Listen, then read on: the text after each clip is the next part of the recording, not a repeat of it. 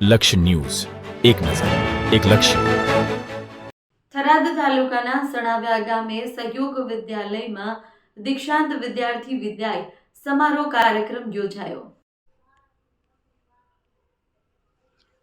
કાર્યક્રમમાં એપીએમસી થરાદના ચેરમેન શૈલેષભાઈ પટેલ દ્વારા ટ્રસ્ટી ખેંગારભાઈ પટેલ, ચૌધરી હોસ્પિટલ ખેમરાજભાઈ પટેલ, વન વિભાગ અધિકારી ભલાભાઈ રબારી, માવજીભાઈ પટેલ, રૂડાભાઈ રાજપૂત, જોરાભાઈ ઠાકોર, ભરતભાઈ ચૌહાણ તથા મોટી સંખ્યામાં ગામ લોકો જોડાયા હતા.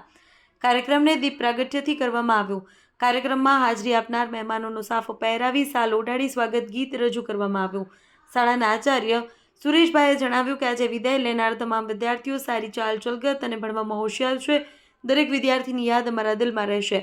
પ્રાથમિક શાળાના આચાર્ય રામદાસભાઈએ જણાવ્યું કે વિદાય લેનાર દરેક વિદ્યાર્થી પરીક્ષાની તૈયારી કરો, સારા માર્ક્સ સાથે આગળ વધો તેવી શુભકામનાઓ.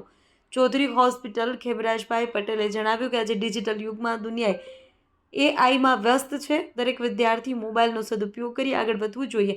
શાળામાં રમતગમતની સ્પર્ધામાં ભાગ લેનાર તમામ વિદ્યાર્થીને ટ્રોફી અને મેડલ પહેરાવી સન્માનિત કરવામાં આવ્યા હતા. અહેવાલ ભલાભાઈ રાજપૂત, વાવ, થરાદ. ધોરણ 10માં બોર્ડની એક્ઝામ પહેલી વખત આવતી હોય છે. એ તો કદાચ સ્કૂલમાં 11મું અને 12મું પણ સ્કૂલમાં છે, એટલું સારી વસ્તુ છે કે બધા છોકરાઓ મોટા ભાગે 11 ને 12 કરશે. તકલીફ જે છે એ 12મા ધોરણ પછીની છે. પણ આજે જે વાલીઓ બેઠા છે અને જે બાળકો બેઠા છે, હું એટલું કહીશ કે ધોરણ 12 પછી કોઈ આમાંથી અધૂરું ના છોડે. કોલેજ અત્યારે કોઈ પણ તમારે કોમ્પિટિટિવ એક્ઝામ આપવી હશે, કશું બી કરવું હશે તો ગ્રેજ્યુએશન દરેક વસ્તુ માટે જરૂરી છે. હવે આપણા થરાદમાં અને આજુબાજુના બી જગ્યાએ ઘણી બધી કોલેજો ચાલે છે, એટલે એવું નથી કે આપણે કોલેજ કરવા માટે ક્યાંય બહુ દૂર જવું પડે. એટલે બધા કોલેજ કરે, સાથે સાથે અત્યારે દરેક ફિલ્ડમાં કોમ્પિટિટિવ એક્ઝામો આવે છે. હવે જે જૂના જમાના વાળું રહ્યું નથી કે પેલાની ચિઠ્ઠી કરીને કે પેલાના ફોજથી કઈ નોકરીઓ લાગે. હવે ગામના ગરીબ વાલીનો છોકરો હશે કે દીકરી હશે કે પછી ગમે તે હશે, એ દરેકને બધાને સરખી તકો મળે છે.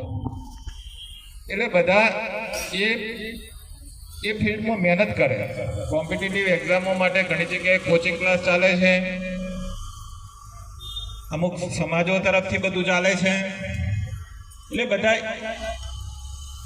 પોતાનું ધ્યેય, જ્યારે માણસ પાસે કોઈ ટાર્ગેટ હશે તો એ માણસ એ બાજુ જઈ શકશે.